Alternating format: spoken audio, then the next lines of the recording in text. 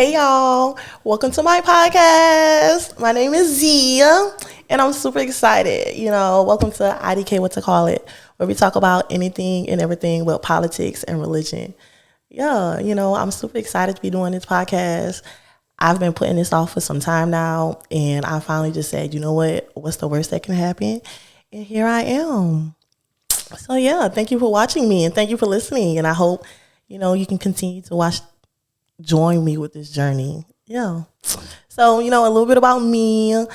I'm 26, but by the time you see this episode, I'll be 27, August 1st. So when you watch it, remember to comment happy birthday after you like, subscribe, and comment.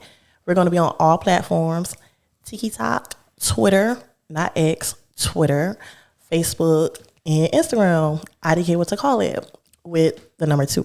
But that'll be all in the bio. But thank you guys for watching again. This is just the introductory episode. Kind of just want to give you guys like a feel about who I am and why I'm worth listening to in a sense, So last week I did take it to my close friends on my personal Instagram page and I had them ask me some questions basically to kind of help you guys get to understand and know me better. And I had several people ask me questions and I just chose out of those questions 5 of them. I chose 5, but I actually threw a bonus question in there because the question that was asked, I was like, damn. I did it anonymously, so like anonymously. Yeah, that word. I did it that way, so I don't know who asked what. So the one question that they did ask, I'm like, damn. So I get to, I talk about that when I get to that part. So let's get into the questions. The first question was, why did I want to do this? And like, why did I want to do a podcast and what's going to make my podcast different? I was actually pretty excited to see that question because I was excited to see it, but didn't know how to answer it. So, I feel like everybody got podcasts, I guess, in a sense. Anybody can pick up a camera and press record and talk in a mic, but what are you really talking about? Like I said, I don't really have a main goal for my podcast. Like, I can't sit here and say every episode is going to be about sex or every episode is going to be about men or every episode is going to be about relationship, anything like that. Like, I'm just going with the flow. Like I said, I'm 26. I stay in Atlanta. I ain't got no kids. Relationship status is, I don't know. But I feel like I go through everyday shit that y'all go through. And I just want to be that person to be like, bitch, you're not going through it by yourself, So that's my whole purpose of the podcast. It's like I kind of had an epiphany when I decided I wanted to start it because I feel like my friends come to me about anything and everything. They know I'm the friend that's going to tell them what they need to hear and not what they want to hear. And after talking to so many people so many times and getting like all these good reactions, I'm like, damn, I really do be knowing what I'm talking about. Do I follow my own advice? Fuck no. But I give good advice. So that's why I feel like you should listen to me, But that's why I wanted to do the podcast. As far as what's going to make it different, my stories, I guess, Like I said, I go through everyday stuff. I'm not rich. I don't got no major platform. I'm doing all this from the bottom up. So I'm going through the same thing you going through, bitch, I'm going through it too. So I feel like that might be the only thing that's going to make it different. Let me take a shot. I'm so nervous. Hold on. Remember, I said when y'all see this episode, it's going to be my birthday. So I need to make sure y'all got a bottle when y'all watching this episode. Because every time I say shot o'clock. So remember that. So second question. What was another question they asked me? Life growing up. I was pretty reluctant about answering that question because that can go in so many different directions. But like I said, I wanted this episode for you guys to be able to get a feel of who I am. I don't want you to know everything about me, but I feel like it's easier to listen to somebody when you got a sense of who they are. You don't have to know them personally, but if you know that person, like, okay, she do be talking some hot shit, I'm gonna listen to her. You see what I'm trying to say. So life growing up. as far as in home, I would like to say I grew up in a pretty modern middle class family. My mom, we got school clothes every school year. You know, we got school clothes at the beginning of the school year. You probably didn't get no shoes, so Christmas time, but you got them 3 pairs of shoes at the beginning till last year till December. We got school clothes, school supplies. We always got at least 3 things we wanted for Christmas. We stayed in an apartment. Growing up, it was me, my sister, and my 2 brothers. It's 7 of us, but at the time it was 4 of us. So we was always in an apartment, 3-bedroom. Me and my sister, the boys in room, Keisha in her room. So as far as like in home, I would like to say I lived a pretty decent life. If you ask my brother and sister the same question, they have a whole nother story. It is true when they tell you you and your siblings can live different lives and still grow up in the same household. So yeah, I don't feel like I had a bad life growing up. I did typical teenage shit. My mom let me go out. I snuck out. I snuck in. Only thing I didn't do was get pregnant. That's it. No pregnancy scares neither. So yeah, as far as in home go, that was my life. Outside, like in school, elementary, from like elementary to high school, I spent a lot of time finding myself. Elementary school, middle school was like probably my worst years. Kids are so fucking mean. Like, y'all think they're mean today? No, them motherfucker was worse when I was growing up. Okay, like, if it wasn't one thing, it was another. I always got talked about my gap. But guess what? The niggas like it. Yeah. I always got talked about my gap and my skin. So between those 2 things, I struggled with, like, confidence.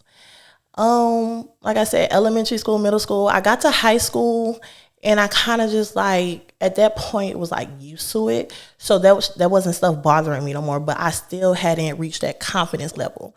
So I think because of that caused me to be the friendly person, the super nice person, and at some time the pushover friend. Like, people would come into my life because they knew they could take advantage of me. So I didn't accept that, not necessarily accept that part, but notice that part about me until like towards the end of high school. So in high school, my logic was, I didn't think I was that pretty, first of all. So I feel like, okay, you can't be ugly inside and out. So that was another reason why I was always nice to everybody, and I was always super cool with everybody. I feel like everybody knew Z. Because like I said, in my head, I feel like, bitch, you can't be ugly inside and out. So, and another thing, I could fight too. But I wasn't the ugly girl that was just going around always wanting to start fights. But I made it very known, like, bitch, you can't fuck with me. But yeah. But once I gained that confidence in me, and my self-esteem went up. That wasn't until like my freshman year in college. I think that's like when everybody truly find themselves, in a sense. So from that point forward, I just been learning and growing and learning. Now you can't tell me I'm ugly, and I can't. Who? Yeah, okay. Like, what are you talking about? So like, I know I look good now. So I'm like, that's behind me. So as far as life growing up, like I said, in home, it was pretty decent. Outside, from middle school, from elementary school to high school, from a scale of 1 to 10, I give it like a 6.5. And then college was pretty decent for me. So yeah, and now I'm 26, and I feel like everything I went through then contributed to who I am today. So if I could go back and change anything, I wouldn't. I wouldn't change my skin. I wouldn't change my gap. I wouldn't change nothing. Like, I'm glad I went through everything, and I'm glad it all played out the way it did. So that's my answer on life growing up. Shot o'clock.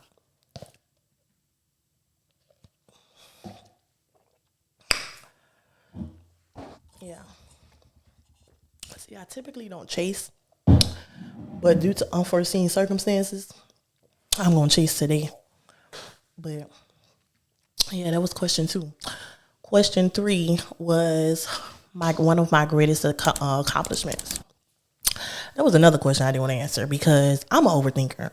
So when I seen that question, I'm like, I felt like I hadn't done nothing. Like, bitch, what the fuck is your greatest achievement or greatest accomplishment? And then I had to remember, bitch, you graduated college in 2023. Fun fact, I graduated college in 2023. I got an associate's degree in radiation therapy. Google it. I'm not about to go into detail about what a radiation therapist is. No, it's not an x-ray tech. Okay. So yeah, I graduated in 2023. Now, the reason why I was kind of that accomplishment didn't come straight to my head when I seen the question was simply because, like, if you know any state board or state certification type of jobs, you have to take a test. That exam was one of those, that degree is one of those type of programs you have to take a test. So make a long story short, you get 3 times and you're out. I've taken the board exam twice already. So as you can tell or may imagine that I'm pretty scared to take it the 3rd time. Like, I'm not going to even hold you. I feel like a lot of me feel like the reason why I haven't taken it the 3rd time is simply because I feel like I don't have a backup plan. Like, school was my backup plan. Like I said, I come from a middle class family. I don't come from a family full of graduates. I come from some smart people, but not everybody continue their education. So for me, college really was my only way out. And when I chose to go to school for radiation therapy, there was something I really took the time and energy and effort to make sure that's what I wanted to do. I originally wanted to go to school for psychology. Realized that it was going to take too long to really see the money in psychology. Psychology is one of the degrees you got to go full throttle, like, as far as getting your doctorate. An associate's degree in psychology ain't going to get you nothing but a school counselor. Nothing wrong with that, but that's not what I wanted to do. So when I made the decision to change my major, I knew I was going to change it to something that I wanted to do. And radiation therapy ended up being that. So, like I said, that was my backup plan. So I haven't really had the time to say, well, what if they don't work out? Of course, when I took it the first time, I didn't take it with the idea that I wouldn't pass it. I wouldn't pass it the first time. Now, what I can say is the first time I took it, my head was not where it was supposed to be. I had a lot going on. The second time I took it, I didn't take it for me. I took it for the people around me, my mom, my dad, my grandmother. Everybody's telling me the same thing. Oh, you want to hurry up and retake it before you forget the information. I remember a week before the second time I took it, I went to the website to reschedule it. They charge $25 to reschedule the test. And I'm looking at the website, I'm like, for real, fuck that $25. Like, I'm not ready to take this test. But I swear to God, it was like the good angel and the bad angel. The good angel and the devil on my fucking shoulders, like, bitch, take it. Oh, no, you don't take it. You're not going to do this. So, of course, I end up not rescheduling it, took it, and both times I've taken this test, I failed by 1 point. You need a 70 to pass this exam. Each time I made a 69. So that is super discouraging, going to it the 3rd time. It's not a cheap exam. You got to pay $200 to reschedule the test every time. So it's like, yeah, going into this 3rd time, I am scared. I'm terrified. But I have kind of gotten myself to a point where I'm like, you know what? You're going to have to do it. What's the worst that can happen? Like I said, I'm 26. So if I do have to go back to the drawing board and reconsider or figure out what I'm going to do as far as a career choice, then that's just the decision. That's just going to be the choice I have to make if that's what it comes down to. Now, of course, I'm big on the tongue is powerful. What you speak is what you believe. So, of course, I'm telling myself I'm going to pass. But in the same breath, I'm also a realist. So it's like weighing out my options in a sense. Yes, I can go in there telling myself I'm going to pass. But God forbid, what if I don't pass? What do I do after that? Those first 2 times I failed that test, I broke down. The first time wasn't as bad because literally I took my test on a Tuesday and bitch, I was in Aruba on Wednesday. So as you can tell, that played a lot into why I wasn't focused the first time. That second time I failed that test, I think I broke down the way I did because I knew I should have rescheduled it. And instead of listening to my first mind and listening to myself, I'm listening to the people around me.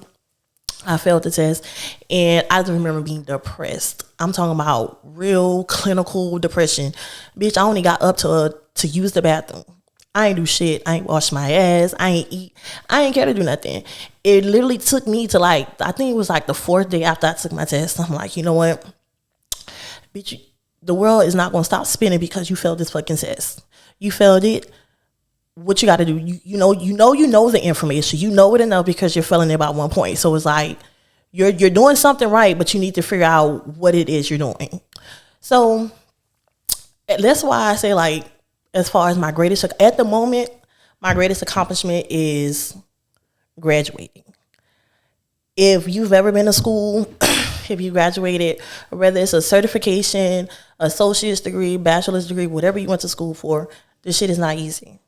Especially when you got a life around you. You know, a lot of us don't have the privilege to just not work or just focus on yourself or whatever and just go to school, especially college. You know, it's not high school or middle school. Like, this is college. This is your money that you're paying to go to take these classes. So it is hard. So if you can do it and get through it, whether you got to take a break and then go back, bitch, as long as you can finish, that's amazing. Like, shout out to you. So I had to kind of tell myself, like, bitch, get out your head. Bitch, you graduated college. So yes, I got the degree, and that degree is going to mean more once I get my certification. So at the moment, in this point in my life, my greatest accomplishment is graduating college. Once I pass that fucking board, bitch, that's going to be my greatest accomplishment. The biggest radiation therapist, you know. Okay. Yeah. So yeah, shot a clock again. And then we get to question 4. I had to think about what question we was on.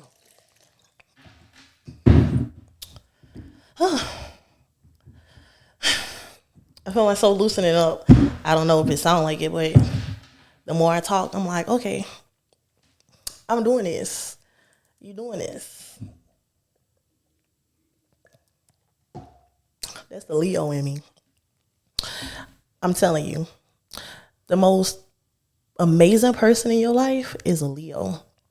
And if I'm wrong, I give you $1. Tell me I'm wrong. Tell me I'm wrong. But anyway, question 4. So I figured this question was gonna come up, and I was like, okay, whatever. So question 4 was,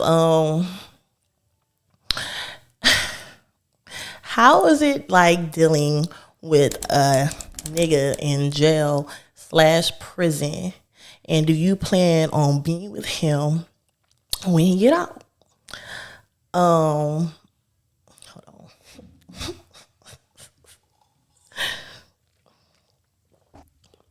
Because y'all hoes gonna wait to ask that question. I feel like I know who said it, but y'all hoes gonna wait to ask that question. So what it's like, I'm gonna be honest with you. It's whatever you think it's like. It's a fucking roller coaster. Okay? You're dealing with somebody that's locked up behind bars, and they're limited to everything. So sometimes they take it out on you. You deal with them and their emotions. It's a lot. It's definitely an emotional roller coaster. At the moment, him and I are not together. He literally broke up with me last week, and I don't want y'all to watch this and be like, how do a nigga in jail break up with you? The same way a nigga on the streets break up with you. It's the same damn thing. Okay, when you fucking with a nigga in jail, you gotta make it as normal as possible. As long as you treat it like a jail relationship, y'all will never prosper. So I mean, it's the same way. Like, that's just what it is. So as far as that go, I mean, it's not easy. It's damn sure not for the weak, but I did it. I've been doing it for about 4 years now, I guess. It's not for the weak, and it damn sure ain't for the motherfucking pole. Bitch. Securus and Jail ATM owe me a motherfucking W-2. Okay? I'm tired of it. But I'm not going to get into that. Like I said, as far as how it's like dealing with them, it's whatever you think is like. Whatever you can imagine dealing with a jail nigga is like. Okay, everything you see online, never mind. I'm not gonna say that. Don't believe it because y'all be seeing I see some crazy shit online when it come to jail relationships. Me and my nigga, our relationship was different. I don't know. Do I plan to be with him when he get out? I feel like the question should have been, do he plan to be with me? Let me tell you something. I'm far from a green bitch. And excuse me, I'm far from a green bitch. So I would be foolish if I expected him to come home and our relationship is perfect. In a perfect boy meets girl world, you hold a nigga down, he come home and he give you everything you deserve and then some. In a perfect world. We don't live in a perfect world. Bitch, I stay in Atlanta. Okay? My nigga is from the east side. Okay? Ain't nothing perfect about our situation. So I know he's gonna come home and he's gonna want to do what he gotta do. I feel like he's also been deprived of certain experiences because he's been locked up for so long. So I feel like that would be selfish of me in a sense to not want him to explore that. So it's like, I know you may on the other end be like, well, why do all this if you don't want to be with him? Because in a sense, I don't have to be with him for him to provide for me. That's one thing I'm not going to be worried about when he come home. Whatever I need, whatever I want, I'm going to get. So I don't have to necessarily be in a relationship with him. You know, like, I don't feel like we have to be together for that part to happen, because it's like I did my part while he was locked up. At the end of the day, like, it's more to it than that. You know, just saying I love you. You know, like we really built a relationship with each other. So it's like, I know when he tell me he love me, he mean that shit. And I know when he tell me like he won't let nothing happen to me, he mean that.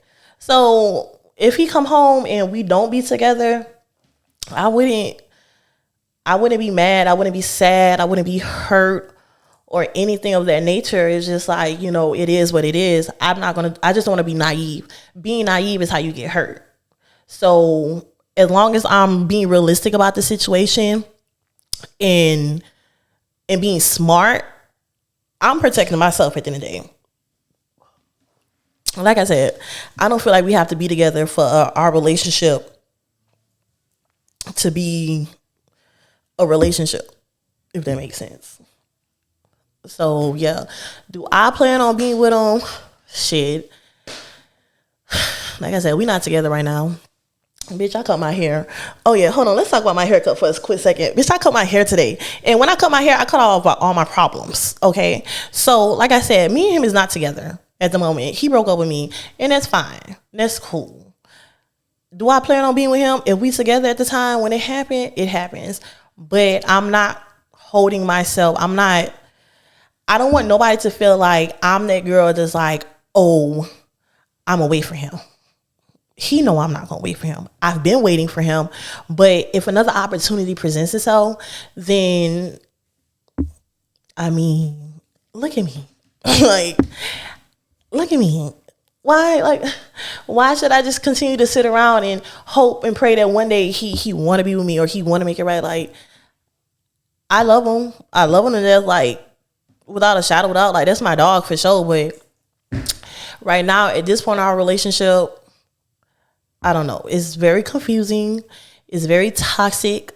It's very tiring. So that's why when I say we're not together and I say with so much happiness, it's like, it is what it is. I'm not saying we're not going to get back together, because I'm sure he's going to call me for my birthday and we're going to talk. He's going to tell me it was my fault and whatever, however that song and dance go. But I can do that. If I want to take him back, I can take him back. And that's just what it is. So I hope that answered you guys' question. That was question number 4. What I said, life growing up, accomplishments, podcast, him. Oh, somebody asked me why I got question number 5. Why you got that nigga name tatted? So yes, I do got his name tatted right here. Can you see it? Right there. I'm keeping it a buck with you. I'm one of them people, I don't do things, when I do shit, it's not no deeper meaning behind it. You know, I'm not one of those people that believe in soul ties. if I want to fuck, I'm just going to fuck. I don't feel like, I don't do all that, okay? So when I tatted his name, this wasn't no, like, no, I don't know, no contract, no treaty signing. This was just, I went and got another tattoo. Me and my homegirl went, his auntie, matter of fact. Him and his auntie and I are like this. We went and got matching tattoos for one thing. And by the time we was done with that tattoo and had took some more shots, I say, bitch, I tattooed his name and you put Slim name. And we both walked out there with a nigga name tatted on our body. And guess what? We both woke up the next morning ready to cover that motherfucker up. So as far as why you tattooed that nigga name, it wasn't because like, oh yeah, I'm gonna tattoo his name because he's gonna be in love with me. Like, I'm gonna keep it not even exaggerating. When I told that nigga I tatted his name, y'all know what the fuck he told me? Why would you do that? Not even bullshit. If you know him, you know that was his exact response. I was just like, there was no like real reason behind it. I just did it because I was drunk. And that's what you do in your 20s. You do dumb shit like that. Like, okay, I get to cross that off my bucket list. Now you go tattoo a nigga name on your body. Like, the fuck? So, those are my 5 questions. I thought about it as I got towards the end. I'm not really going to answer question number 6. I said it was the bonus question. Do I want to answer it? I said I'm not going to answer it. Do I want to answer it? Okay, never mind. I'm going to answer it. Question number 6 was the bonus question. Shot o'clock. You gonna ever talk to your daddy again? I don't know who the fuck asked me that. I was really mind blown when I seen the question because, like I said, I asked people in my close friends to ask me questions. Now, my close friends is like 70% of actual close friends, and then the other half is just people I fuck with that I don't expect to go run their mouth about what I post on my story. Like, I can post whatever I want in my close friends and don't have to worry about making nobody group chat or nothing like that, you know, whatever the case may be. So when I seen that question, I'm like, I know I talk a lot in my close friends, but I never remember ever really going on about me and my dad's situation. So I'm not going to go too much into it because I kind of want to save that for like another episode in a sense. But just kind of make a long story short, for those that don't know, my dad and I stopped talking to my dad back in March, for real. I had stopped talking to him a little bit prior before that. I stayed with him for a little bit in October of 22. I'm lying, 23. I stayed with him in October in 23. And then at that moment, that point in my life, I realized my dad was just a horrible person. And like, I'm not even exaggerating. 2 years ago, if you would have told me I wasn't a daddy girl, I probably would have cursed you out. My daddy was everything to me. My mama and my grandma knew they couldn't say shit to me about Solomon. Like, that's my daddy. Who you talking about? I felt like it got to a point where he was good dad. He was good. Okay, let me say this. I feel like I kept justifying his behavior. It took me a minute to realize I was enabling him. My dad been locked up all my life, or in and out of prison all my life since I was 3 years old. I'm 26 and he in prison right now as we speak. Okay, so for the first half of my life, I kept giving excuses like, oh, it's not his fault he get locked up. You know, it's not his fault he's in jail. Because when he came home, he did what he was supposed to do. But then he get locked up. When he get locked up, he get locked up.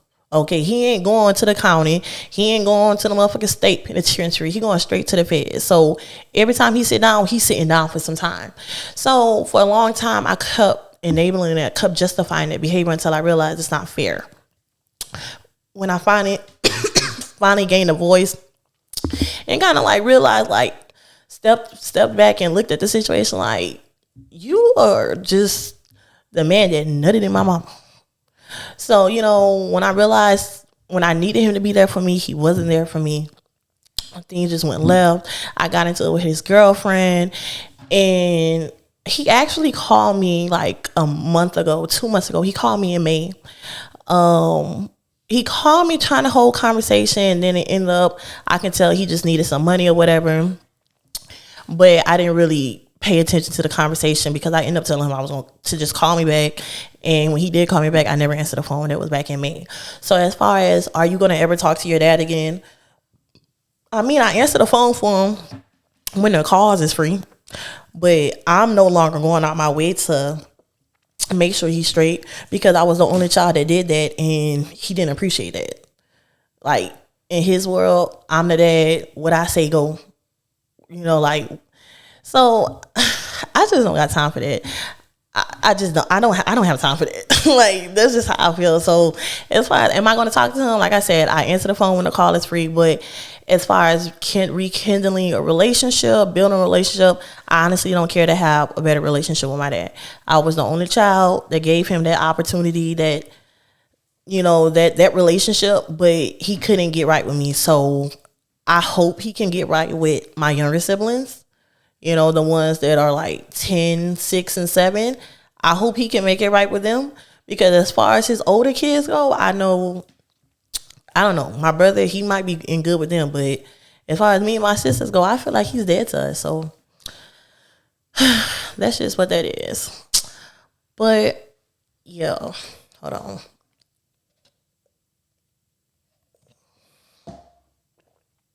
Okay.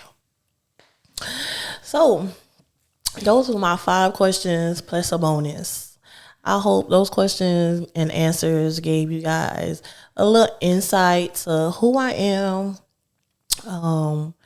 what my thinking process is, in a sense, or how I logically think. I don't know. Did those questions really give those answers? I don't know. I mean, answer. Y'all know what I'm trying to say, but yeah, you know, like, I feel like I answered those questions. Like, all those answers came from the heart. All off the dome. I don't have no script in front of me. I wanted to do cue cards. I wanted to do, you know, something to kind of help me remember what I had to say. But the best way for you guys to really know me is to just off the dome. Like, I'm just freestyling it. I feel like you can hear from the beginning to end how I was tense. I was very scared. I was very nervous doing this. I don't have my friends here with me or nothing. I wanted them to watch this the first time with everybody else. I didn't want it to be, I don't want to ruin nobody's surprise. So I hope that when you guys see this episode, y'all like, damn, I can't wait to see what she's going to talk about next. Like I said, we talk about anything and everything but politics and religion. So yeah, again, follow us on all platforms. Like, subscribe, comment. Tell us what part you like. Tell me if you like me or not. I mean, you either go listen to me and not. Ain't no need to be mean or nasty about it. Okay? So, yeah, thank you for listening to your girl. Bye.